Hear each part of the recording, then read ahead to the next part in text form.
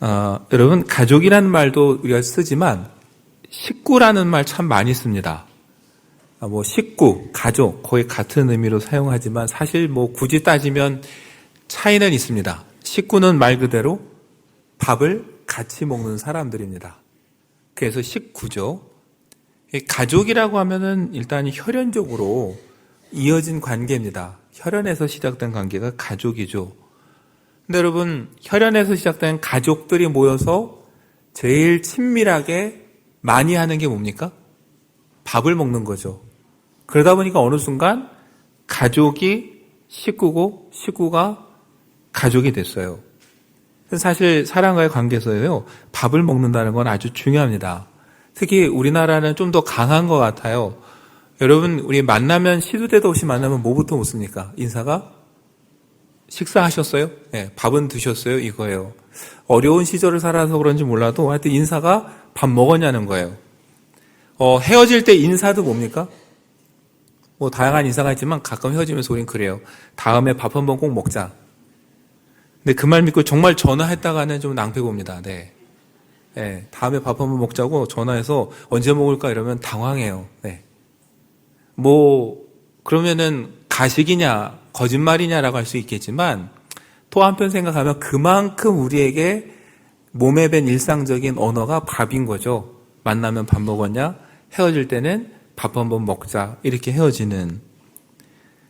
여러분, 밥을 통해서 이 관계가 이렇게 그만큼 이어지는데 제가 보니까 외국도 정도의 차이지 비슷한 것 같아요. 영어에 보면 companion이라고 있습니다. 동료라는 뜻인데요. companion이라는 이 단어를 보니까 라틴어에 함께라는 뜻의 com과 빵을 뜻하는 빠니스가 합쳐진 거예요. 그러니까 동료라는 영어 자체가 뭐예요? 뭐 하는 사람들이 함께 빵 먹는 사람들이 동료인 거예요. 그러니까 제가 보니까 동사형을 막론하고 밥을 먹는 순간 사람은 친밀해지고요. 친밀하면 밥을 먹고 밥을 통해서 모든 관계가 이루어지는 거죠. 여러분, 그래서 성경을 보면은 성경도 먹는 거를 나름 중요하게 생각합니다. 누구와 먹느냐, 어떻게 먹느냐에 따라서 아주 예민하게 반응하는 게 성경의 내용들이에요. 근데 오늘 출애굽기 12장에도 보면은 먹는 이야기가 있습니다. 그러니까 지난주에 살펴본 대로 이 처음 난 것들의 죽음을 피하기 위해서 어린 양을 잡아서 문설주와 인방에 바르라고 그랬어요. 그리고 남은 고기는 어떻게 했습니까? 구워서 먹으라고 했습니다. 다음날 아침까지 남기지도 말고 다 먹어야 되고 혹여 남으면 다 태우라고 그랬어요. 여러분, 그러면 문설주에 피도 발라야 되고 식구들이 저녁 때 다 먹어야 되는 양, 그럼 양을 도대체 어디서 누가 몇 마리나 잡으면 될까요? 오늘 우리가 읽은 본문 21절에 보면은 이렇게 기록되어 있죠. 너희는 나가서 너희의 가족대로 양을 택하여 잡고, 그렇게 됐어요. 얼마만큼 잡을 거냐는 뭐가 좌우하는 거예요? 가족 수가 좌우하는 거예요. 가족 수에 따라서 얼마를 잡을지가 결정이 됩니다. 성경에는 구체적으로는 안 나와 있어요. 그러나 유대인 역사가 요세푸스의 기록에 따르면요, 보통 양 한 마리에 10명 정도 생각하고 잡았다고 합니다. 그러니까 우리 식구가 10명이면 한 마리는, 최소한 한 마리는 잡아야 되는 거죠. 그래야 그 한 마리를 잡아서 피도 바르고 남기지 않고 식구들이 함께 다 먹는 거예요. 여러분, 2명인 가족은 어떻게 합니까, 그럼? 저녁에 다 먹어야 되는데, 며칠씩 두고 먹는다면 상관없겠지만, 다 먹어야 되는데, 그럼 한 마리를 다 못 먹잖아요. 출애굽기를 보면은, 가족 수가 적은 사람들은 또 다른 가족들과 함께 양을 잡게 돼 있어요. 그래서 그 밤에 먹는 거예요. 그 밤에 6월절 양을 잡아서 먹으면서 그 가족들이 뭐가 돼요? 여러분, 말 그대로 이제는 식구가 되는 거예요. 어린 양을 함께 먹는 식구가 됩니다. 근데 또 하나 모세는 이렇게 얘기를 해요. 22절에 보니까 그 인방과 좌우설주에 피를 뿌린 후에 아침까지 한 사람도 자기 집 문 밖에 나가지 말라 이렇게 당부합니다. 여러분, 그 밤에 죽지 않고 살려면, 구원을 받으려면 어디 있어야 돼요? 예, 집안에 있어야 돼요. 식구들하고 집안에 같이 있어야 돼요. 이스라엘이 구원을 얻는 이 놀라운 역사적 사건, 우리는 이 놀라운 역사적 사건이 성전이나 왕궁이나 거대한 광장에서 일어날 것 같죠? 여러분, 이 놀라운 역사적 사건이 지금 어디서 일어납니까? 집에서 일어나요. 식구들 사이에서. 되게 중요한 의미입니다, 여러분. 우리는 요즘 들어서 가족을 너무 쉽게 생각하는 것 같아요. 그리고 교육은 딴 데 맡기고 이거는 저기 맡기고, 가족이 마치 그냥 저녁 때 들어와서 잠자고 나가는, 그냥 서로의 생사 안부만 확인하면 되는 것처럼 돼버렸어요. 네. 근데 여러분, 가족은 그렇지 않아요. 원래 하나님 보시기에 가족은 뭐예요? 구원의 사건이 일어나는 가장 중요한 공동체예요. 떠올려 보세요. 나라가 없어지고 제국이 없어져도 뭐는 남아요? 모든 게 없어져도 가족은 남아있는 거예요. 여러분, 그래서 하나님께서 거기서 그치지 않고 그 다음 뭐라고 하세요? 너희는 이 일을 규례로 삼아서 너희와 너희 자손이 영원히 지킬 것이니라. 그렇게 오늘 본문에 당부하고 계세요. 오늘 이 일을 오늘 하루 끝내는 게 아니라 앞으로 늘 때가 되면 기억하라는 거예요. 그래서 우리가 읽진 않았지만 그 뒤에 출애굽기 12장 26절과 27절 보면 이렇게 기록합니다. 너희 자녀가 묻기를 이 예식이 무슨 뜻이냐 하거든 너희는 이르기를 이는 여호와의 유월절 제사라.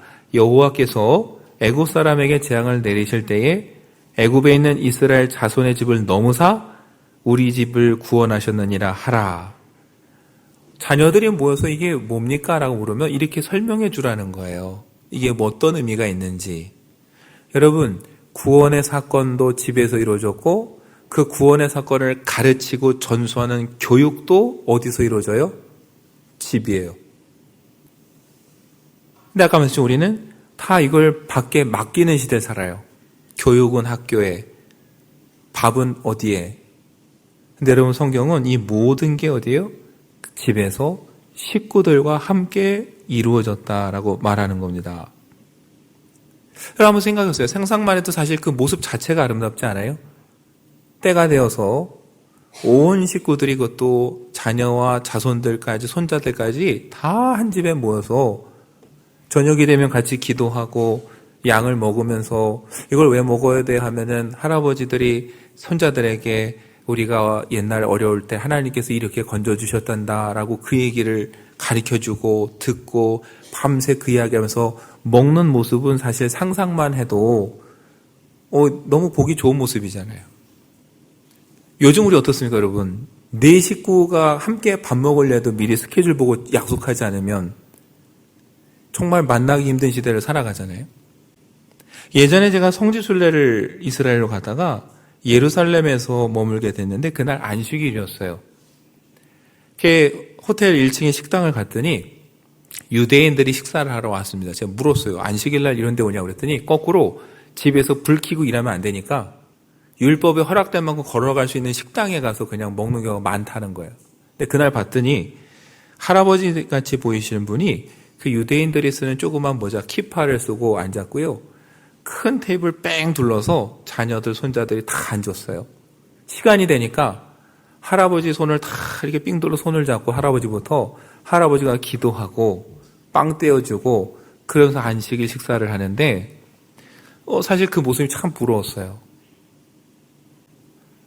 우리가 다음 세대, 그 다음 세대까지 저렇게 한 상에 둘러서 먹으면서 하나님에 대해 가리키고 함께 기도하면서 식사하며 식사의 절을 가리키는 게 너무나 힘든 시대를 살아가고 있다 보니까 저렇게 할 수 있는 것도 복이다라는 생각이 들었는데 여러분, 오늘 보세요. 구원의 놀라운 사건은 어디 다른 데서 이루어진 게 아니라 집에서 식구들과 함께 이루어졌다라는 것을 우리가 꼭 기억하면 좋겠습니다. 여러분, 그런 생각이 들 수 있어요. 그러면 혈연적으로든 신앙적으로든 함께할 가족이 없거나 가족이 별로 없는 사람은 어떻게 할까? 여러분, 아까 말씀드렸죠. 그 식구가 작은 사람들은 어때요? 또 식구가 작은 가족과 함께 먹으면서 식구가 되어가는 거예요. 여러분, 그러니까 하나님께서 식구들을, 집을, 가족을 아주 소중하게 여기지만 하나님이 또 하나 열어두신 게 뭐냐면은 피를 섞인 사람들만 가족이 되는 건 아니라는 거예요. 피를 섞지 않아도 어떻게 돼요? 누군가 서로에게 가족이 되어줄 수 있고 한솥밥을 먹으면서 식구가 되어줄 수 있다는 걸 하나님 보여주시는 거예요. 이집트를 탈출할 때 참 인상적인 장면이 있어요. 출애굽기 12장 37절과 38절 보면요, 이렇게 기록합니다. 이스라엘 자손이 라암셋을 떠나서 숫곳에 이르니 유아 외에 보행하는 장정이 60만 가량이요 수많은 잡족과 양과 소와 심이 많은 가축이 그들과 함께 하였다. 장정이라고 하면은 전쟁에 나가서 싸울 수 있는 성인 남성입니다. 그게 60만이에요. 그럼 아이들, 고령의 사람들, 여자들 다 합치면요, 여러분 사실 200만 명이 넘을 거라고 추정합니다. 어마어마한 숫자죠. 그 엄청난 인원이 이집트를 탈출하는데 여기에 섞인 사람들이 있어요. 이 38절에 뭐라고 그랬죠? 수많은 잡족이 섞였다고 그래요. 잡족, 그러니까 사실 어감이 좀 안 좋아요. 예. 제가 별로 잡족이라는 말 별로 안 좋아합니다. 근데 히브리어 원어는 에레브라는 말이에요. 에레브. 에레브를 누굴 뜻하냐면요, 혈통적으로 연결되지 않은 사람들이에요. 한마디로 아브라함의 피가 섞이지 않은 사람들이 다 에레브예요. 그래서 여러분 새 번역 성경이나 다른 성경은 잡족이라고 안 하고 뭐라고 번역했냐면은 다른 여러 민족 이렇게 번역했어요. 그러니까 여러분, 이스라엘이 이집트 탈출할 때 혈통적으로 아브라함의 피를 물려받은 사람들끼리 나온 게 아니라 아브라함과는 상관없는 혈통의 사람들도 이집트를 함께 탈출했어요. 그리고 민수기나 여호수아를 보면 그 사람들 중에 일부는 어때요? 광야도 함께 갔고요, 가나안 땅에도 함께 들어갔습니다. 그리고 출애굽에 보면은 여러분 그 에레브들도 유월절 식사를 먹을 수 있었어요. 조건이 하나 있다면 할례를 받는 거였어요. 여러분, 할례의 진짜 의미가 뭡니까? 겉으로 드러나는 아브라함의 후손이라는 표시이긴 한데 진짜 의미는 하나님과의 언약의 표시로 할례를 행했어요. 할례를 받는다는 건 뭐예요? 내가 하나님을 나의 주인으로 섬기고 하나님 말씀대로 살겠다고 다짐하는 거예요.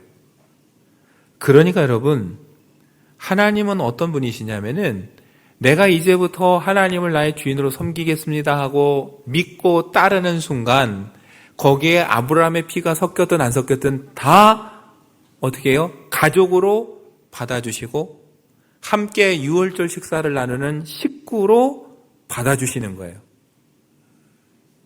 여러분, 우리가 신앙의 공동체를 자꾸 혈연 공동체로 생각하면 안 돼요.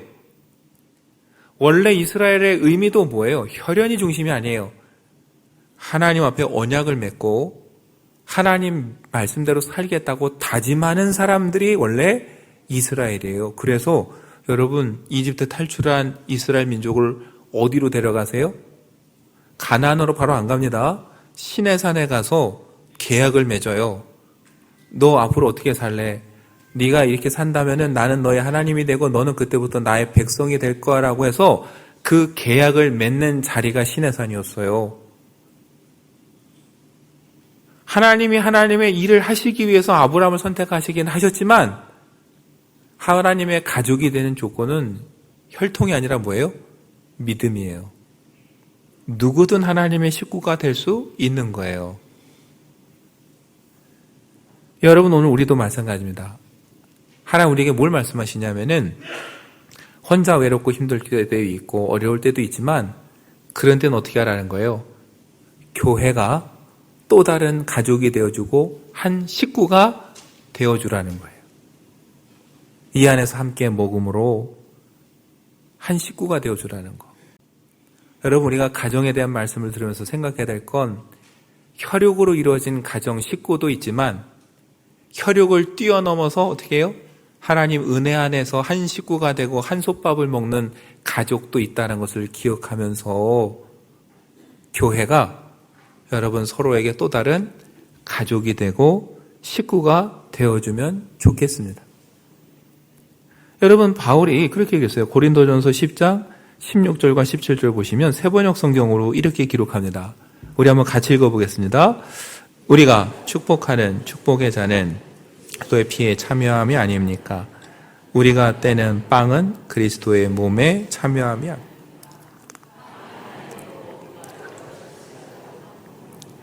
그것은 우리가 모두 그 한 덩이 빵을 함께 나누어 먹기 때문입니다. 여러분, 바울은 그 6월절 만찬과 예수님의 최후의 만찬을 떠오르게 하는 포도주와 빵을 말합니다. 근데 우리가 축복하는 축복의 잔이라고 그랬어요. 이걸 오해하면 안 됩니다. 6월절 이 포도주 잔은 마시는 사람이 복을 받아서 축복의 잔이 아니에요. 마시는 사람이 하나님께 이 구원에 감사하면서 하나님께 감사와 찬양을 올려드린다는 뜻의 축복의 잔이에요. 우리가 축복이라고 번역했지만 하나님께 영광을 돌리는 잔이에요. 그러니까 예수 그리스도의 죽음과 부활을 기억하면서 거기에 동참하면 뭐가 되는 거예요? 그 주님의 살과 피를 나눈 한 형제가 되고 가족이 되는 거예요.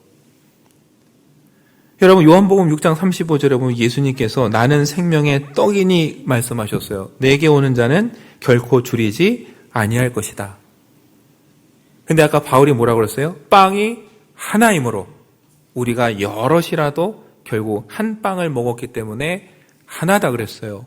맞습니다. 예수 그리스도 한 분을 믿고 그분과 하나가 되는 순간 저도 여러분도 그리스도 안에서 하나가 되는 거예요. 똑같은 생명의 양식을 먹는 뭐가 돼요? 한 식구가 되는 거예요. 여러분 그걸 몸소 보여주신 분이 예수님입니다. 여러분 예수님 먹는 거 되게 강조하셨어요. 얼마나 잘 드셨으면 예수님을 비난하는 사람들이 뭐라고 했습니까? 예수님을 향해서 먹기를 탐하고 포도주를 즐기는 사람이요 세리와 죄인의 친구다 그랬어요. 선지자라고 하는 세례 요한은 광야에서 잘 안 먹었습니다. 근데 어느 날 사람들이 예수님을 봤더니 예수님은 너무 잘 드세요. 그래갖고 먹기를 탐하고 포도주를 즐기는 사람이다. 이렇게 갖다 붙인 거예요. 여러분 예수님이 왜 이렇게 잘 드셨습니까? 못 먹고 자랐어요? 아니요. 예수님은 오늘 출애굽기 12장에서 보여주신 하나님의 뜻을 몸소 보여주시면서 이루시는 거예요. 어떻게 해요? 같이 한 솥밥 먹으면서 다 식구로 받아주시는 거예요. 세리도 받아주시고 여인도 받아주시고 심지어 어떻게 해요? 자기를 배반하고 도망간 제자들도 아침에 만나서 뭐라고 그래요? 첫 말씀이 와서 조반을 먹으라. 우리가 좋아하는 사람하고만 밥 먹고 친한 사람만 밥 먹는 게 아니라 모든 사람과 함께 이렇게 식사를 나누면서 생명의 양식을 나누면서 한 식구가 되고 하나님 나라의 잔치를 즐기는 식구가 되기를 원하시는 거예요. 여러분 우리가 혈육으로 가족이 돼서 식구가 될 수도 있지만 때로는 한솥밥을 먹으면서 식구가 되고 식구가 돼서 가족이 될 수도 있는 거예요. 전에 우리 교회 그 간증 오셨던 탤런트 진태현 박시은 부부 기억하시죠? 이분이 여러 가지 삶의 이야기를 나눠주셨어요. 유산과 난임을 겪으면서 자기가 처음 신혼여행으로 갔던 보육원에서 인연을 맺은 그 소녀를 딸로 입양한 이야기도 우린 들었습니다.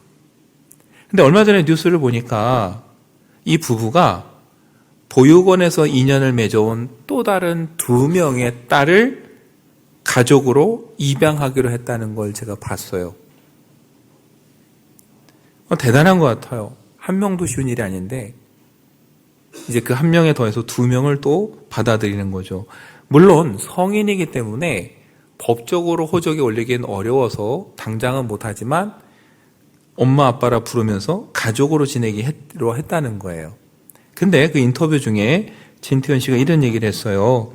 아이들의 인생에서 여러 부족한 부분을 우리 부부가 사랑으로 채워줄 수 있도록 가족이라는 이름으로 또는 밥을 같이 먹는 식구라는 이름으로 함께 하기로 했습니다. 그렇잖아요. 정말 피 한 방울 안 섞인 사이지만 하나님 은혜 가운데 만났어요. 여러분, 저 사람을 통해 내가 뭘 얻을까가 아니라 이분은 뭐예요? 저 사람의 부족한 부분을 우리가 어떻게 채워줄까 하면서 그 은혜 안에 가족이라는 이름으로 또 밥을 같이 먹는 식구라는 이름으로 함께 하기로 결정을 한 거죠. 그리고 진짜 가족이 됐습니다. 여러분과 저도 마찬가지예요. 때로는 인연이 없고 혈육이 아닐 수도 있지만 우리가 함께 밥을 먹는 식구가 되고 저 연약한 부분을 내가 어떻게 채워줄까 하는 마음으로 다가간다면은 여러분, 우리 교회는 뭐예요? 하나님이 세워주신 또 다른 식구고 가정이 되는 겁니다. 그런 교회가 되면 좋겠습니다. 세상에 힘들고 어렵고 의지할 곳 없지만 그래도 교회 왔을 때 누군가 따뜻한 밥 한 끼 주면서 함께 먹을 수 있고 위로해 줄 수 있다면 여러분, 그 교회만큼 좋은 교회는 없을 거예요. 우리가 금년에 선교적 교회라는 표어를 걸고 달려오고 있습니다. 이 선교적 교회, 제가 처음 말씀드렸죠. 선교를 꼭 나가야 되고 선교사를 보내고 거창한 것만이 선교가 아니라 우리가 살아가는 삶의 일상에서 하나님의 나라를 드러내고 하나님의 뜻을 펼쳐가는 게 다 선교예요.